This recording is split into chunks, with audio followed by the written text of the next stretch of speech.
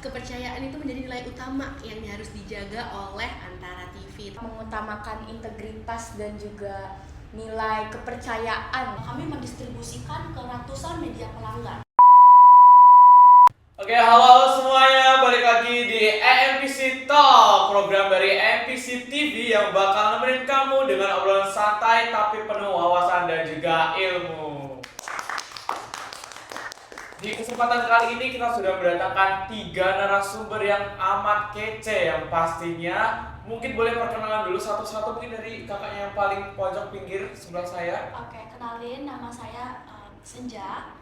Saya Jessica. Dan saya Kirana. Kami merupakan anggota atau bagian dari Antara TV. Oke, kami ucapkan selamat datang untuk ketiga narasumber kece kita dan welcome di segmen cerita insight, komunikasi, dan media. Kali ini kita akan kupas topik-topik yang sangat menarik seputar dunia komunikasi, media, dan fenomena yang lagi relevan di sekitar kita yang mungkin sering banget kita temui di kehidupan sehari-hari.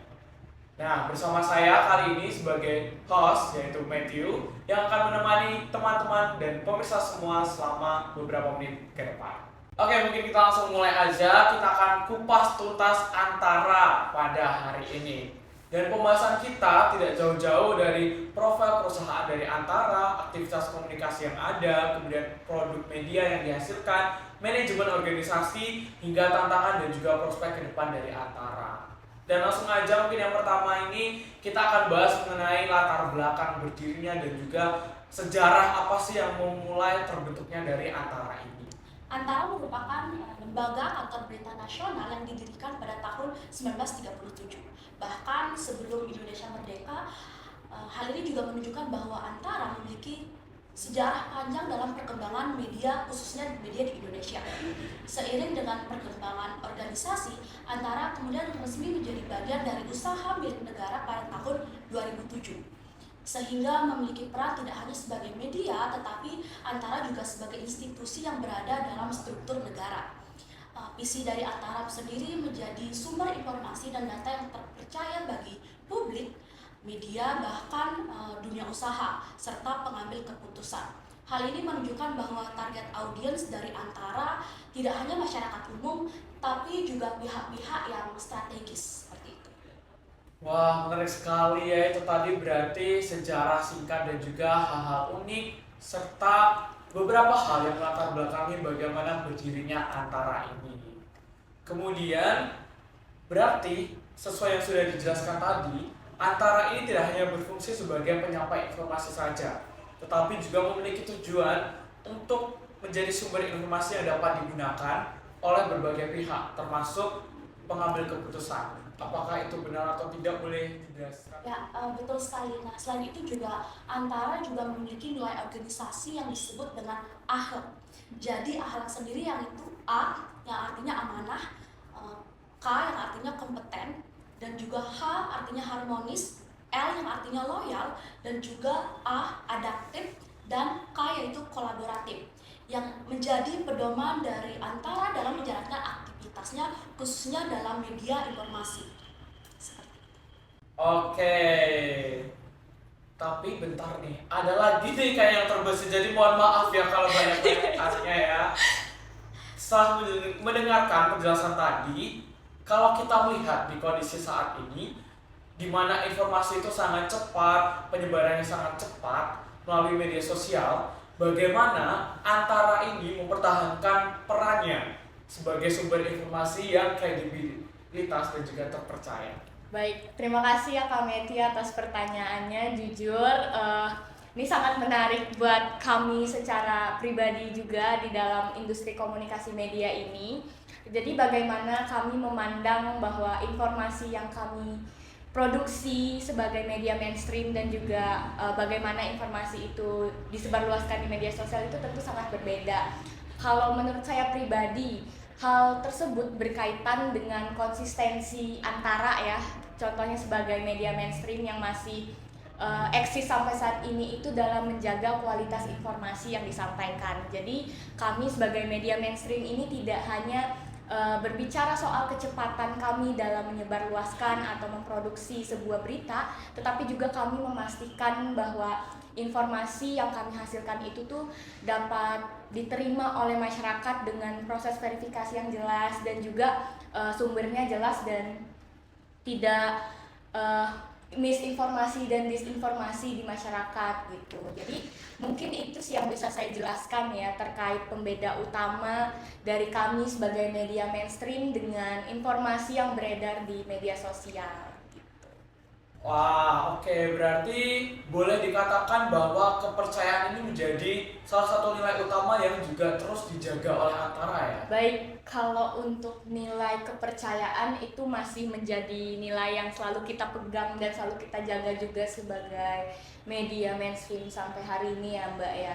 Karena kami sebagai jurnalis, sebagai wartawan juga dari media Antara itu sangat percaya, bahkan kepercayaan publik itu merupakan fondasi utama bagi kami untuk tetap eksis di dunia ini sebagai sebuah media yang dipercaya untuk memberikan informasi kepada masyarakat gitu. Jika kepercayaan publik tidak bisa terjaga, maka kami merasa bahwa informasi yang kami sampaikan itu berpotensi untuk dipertanyakan kebenarannya oleh audiens, dan sangat berpotensi juga audiens itu tidak percaya kepada kami sebagai sebuah media. Nah, selanjutnya dalam kondisi seperti itu, media tuh tidak hanya kehilangan kredibilitasnya, tetapi juga sangat beresiko untuk hilang relevansinya di tengah persaingan informasi yang semakin luas, terutama dengan hadirnya media sosial yang mulai menyebarkan informasi itu semakin banyak, orang-orang bisa semakin banyak menjadi jurnalis juga. Tapi kan bagaimana kita tetap bisa mempertahankan keberadaan kita sebagai jurnalis yang memang bersandar pada kode-kode etik jurnalistik gitu sih. Oke, tadi setuju banget nih sama pernyataan dari Mbak Jessica sebelumnya mengenai bahwa kepercayaan itu menjadi nilai utama yang harus dijaga oleh Antara TV tentunya teman-teman. Nah, saya juga melihat bahwa kepercayaan tersebut tidak terbentuk secara instan, tetapi melalui proses yang tentunya panjang. Nah, Antara yang sudah berdiri sejak lama ini memiliki rekam jejak yang membuatnya lebih dipercaya dibandingkan sumber informasi lain yang belum tentu jelas. Begitu. Oke, jadi menurut saya juga dapat dikatakan memang bahwa sejarah panjang Antara dari mulai dia berdiri sampai tetap berdiri juga sampai sekarang dan relevan terhadap masyarakat itu sangat berkontribusi, sangat berpengaruh dalam membangun kepercayaan publik bahkan sampai di era digital sekarang. Oke, kurang afdol kalau kita tidak membahas bagaimana dinamika komunikasi yang terjadi di Antara. Mungkin pemirsa pasti juga kepo kan, kayak bagaimana sih dinamika dan juga komunikasi yang terjadi di Antara ini, karena Antara ini kan udah lumayan lama. Terus sampai sekarang masih relevan nggak sih dinamika komunikasi yang terjadi itu? Boleh langsung saja dijelaskan bagaimana sih proses komunikasi yang terjadi di Antara itu? Baik, terima kasih atas pertanyaan yang sangat menarik ini ya dari Kak Matthew soal bagaimana sih sebenarnya proses komunikasi yang terjadi di dalam Antara TV sendiri. Nah, dalam menjalankan kegiatannya itu Antara TV itu melakukan dua jenis komunikasi. Yang pertama yaitu ada komunikasi internal dan juga komunikasi eksternal. Komunikasi eksternal itu berkaitan dengan penyebaran informasi kepada publik dan juga media pelanggan. Sedangkan komunikasi internal sendiri itu digunakan untuk mengkoordinasikan proses kerja antar bagian seperti wartawan, redaktur, dan juga hingga pimpinan, begitu. Oke, berarti komunikasi internal yang ada di Antara ini itu masih bisa dilakukan secara konvensional ataupun sudah berbasis digital. Mungkin boleh diceritakan sedikit nih. Baik, tadi pertanyaannya apakah komunikasi internal itu masih dilakukan secara konvensional atau sudah berbasis digital, betul ya? Nah, kalau untuk saat ini di Antara sendiri itu komunikasi internal itu sudah banyak dilakukan secara digital tentunya. Gimana bahwa kita menggunakan sistem informasi serta platform itu komunikasi seperti WhatsApp, sehingga koordinasi itu dapat berlangsung dengan lebih cepat dan juga efisien. Oke, berarti juga fleksibel tetapi juga efektif ya. Nah, dari situ kita bisa menggarisbawahi kata fleksibel ini. Terus menurut kakak sendiri, apakah fleksibilitas ini justru menjadi keunggulan atau tidak? Mungkin boleh pandangan dari kakak itu bagaimana mengenai fleksibilitas ini? Oke, kalau berbicara soal fleksibilitas, jujur kami melihat fleksibilitas itu sebagai sebuah keunggulan. Dalam dunia jurnalistik sendiri ya Kak ya, kecepatan itu menjadi sesuatu hal yang sangat penting bagi kami, dan bagaimana kami sebagai media komunikasi itu juga harus bisa beradaptasi dengan cepat dan sangat fleksibel dalam dunia yang semakin digital itu sangat dibutuhkan gitu sebagai jurnalis. Namun kami melihat juga sebagai jurnalis di sisi lain, fleksibilitas itu tidak bisa kita terima begitu saja, tapi juga harus tetap diimbangi dengan koordinasi yang baik antar divisi, bahkan antar saya dan teman-teman di sini juga, supaya fleksibilitas itu tidak menjadi kesalahan atau menjadi kekurangan dalam menyampaikan sebuah informasi yang akurat juga kepada masyarakat. Oke, kalau kita membahas mengenai produk-produk yang sudah dihasilkan antara itu sudah ribuan bahkan jutaan bahkan bisa triliunan nggak sih ya? Dan siapa sih yang nggak kepo mengenai produk-produk ini? Dan mungkin kita langsung aja bahas mengenai produk yang dihasilkan oleh Antara itu sebenarnya apa aja sih? Dan juga bentuknya itu seperti apa aja, dan setiap harinya itu mungkin berapa, bisa sampai ribuan juga kah atau ratusan atau bagaimana yang dihasilkan oleh Antara, mungkin boleh langsung dijelaskan. Nah, untuk produk jurnalistik sendiri, Antara menghasilkan berbagai jenis produk jurnalistik seperti berita teks, foto jurnalistik, video berita, serta infografis. Hal ini juga menunjukkan bahwa Antara telah mengembangkan berbagai format konten untuk menjangkau audiens yang lebih luas.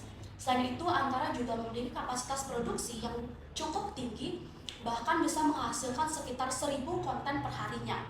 Konten-konten ini tidak hanya dipublikasikan di platform resmi Antara, tapi juga kami mendistribusikan ke ratusan media pelanggan.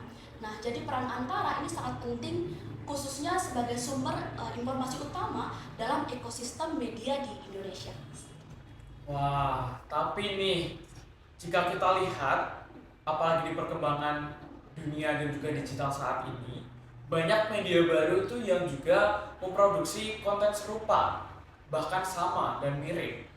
Lalu, apa yang membedakan Antara dengan media-media lainnya? Ataupun ada ciri khas yang bisa membedakan yang dimiliki oleh Antara sendiri? Wah, menarik nih. Pertanyaannya, apa sih yang membedakan antara TV dengan media lainnya? Nah, soal perbedaan sendiri itu terletak pada kredibilitas dan proses produksi. Ya, betul ya. Dimana bahwa Antara memiliki standar jurnalistik yang ketat, sehingga informasi yang dihasilkan itu lebih dapat dipertanggungjawabkan tentunya. Nah, selain itu, Antara juga lebih menekankan akurasi dibanding dengan kecepatan. Dimana jadi walaupun sekarang banyak media yang berlomba-lomba menjadi yang paling cepat gitu ya, Antara tetap menjaga kualitas informasi supaya bisa tetap dipercaya oleh masyarakat. Nah, menurut saya sendiri, yang bikin Antara TV itu memiliki posisi yang kuat di masyarakat itu karena di tengah banyaknya informasi yang beredar, terutama di media sosial, dan juga publik itu tetap butuh sumber yang jelas dan bisa dipertanggungjawabkan kredibilitasnya dan juga akurasinya begitu. Oke, jadi saya sangat setuju dengan pernyataan yang Mbak Kirana sampaikan dari bagaimana Antara ini sebagai media mainstream tetap mengutamakan akurasi informasi daripada kecepatan. Karena saya melihat itu juga menjadi salah satu nilai yang tetap kita pegang juga ya sampai pada hari ini. Namun menurut saya itu sebagai sebuah media tentu ada tantangannya ketika kita lebih mementingkan akurasi daripada kecepatan. Karena kita melihat sendiri di media sekarang bagaimana pola konsumsi itu berubah, bagaimana banyak audiens juga lebih tertarik pada konten yang ringan dan cepat. Karena kita melihat juga bagaimana pola konsumsi media sudah berubah, banyak orang khususnya generasi muda sekarang itu lebih memilih informasi yang singkat. terus juga banyak visual dan mudah dipahami. Misalnya mereka cenderung untuk melihat konten berita tuh lewat media sosial kayak TikTok atau bahkan reel Instagram doang gitu. Jadi mereka tidak punya banyak waktu misalnya untuk menonton televisi lagi atau membuka portal berita lagi gitu. Jadi menurut saya kami di sini masih tetap perlu beradaptasi sebagai media, bukan dengan mengurangi kualitas informasi tentunya, tapi dengan menyesuaikan cara penyampaian informasi juga agar tetap relevan dengan kebutuhan audiens saat ini. Dengan begitu kami dari Antara tetap bisa menjaga kredibilitas kami sebagai media penyampai informasi, tetapi juga tidak menghilangkan perhatian publik dari kami, terutama generasi muda kepada kami, supaya generasi muda itu tetap melihat kami sebagai media yang bisa menyampaikan informasi yang akurat juga kepada mereka gitu. Oke, kalau begitu menurut kakak sendiri terkait hal tersebut tuh gimana sih, boleh dijelaskan pandangan dan juga perspektif dari kakak? Baik Kak, menurut saya sendiri, saya melihat bahwa Antara sudah mulai beradaptasi melalui pengembangan konten visual seperti video dan infografis khususnya. Hal ini juga merupakan bagian dari konvergensi media, di mana berbagai format media terintegrasi dalam satu sistem digital. Oke, baik, luar biasa sekali. Dengan begitu, segmen kita di cerita pada hari ini sudah berakhir. Tapi boleh kita sekali lagi aplaus untuk ketiga narasumber kita. Jadi hari ini kita sudah belajar banyak dan pastinya membuka wawasan kita mengenai Antara. Kita juga bisa mengenal lebih dekat Antara itu seperti apa, dari mulai sejarah perkembangannya, kemudian teknologi-teknologi pemanfaatannya sudah dilakukan Antara dan juga lain sebagainya. Di sini kita juga dapat menyimpulkan bahwa Antara tidak hanya berupaya mempertahankan kualitas dan juga kredibilitas informasi yang disampaikan kepada publik, tetapi juga terus melakukan adaptasi terhadap perubahan preferensi audiens di era digital saat ini. Hal ini juga terlihat dari pengembangan berbagai format konten serta pemanfaatan teknologi komunikasi, sehingga Antara tetap mampu menjangkau audiens yang semakin beragam tanpa mengabaikan prinsip-prinsip jurnalistik yang menjadi dasar utamanya. Kemudian bagi pemirsa yang lainnya yang belum sempat mendengarkan, boleh banget untuk pantengin karena habis ini kita akan ada di YouTube. Dan berakhir sudah segmen kita cerita insight komunikasi dan juga media pada hari ini. Sampai jumpa di lain kesempatan dengan narasumber kita yang lebih kece-kece lagi. Kita beri aplaus untuk kita semua and see you.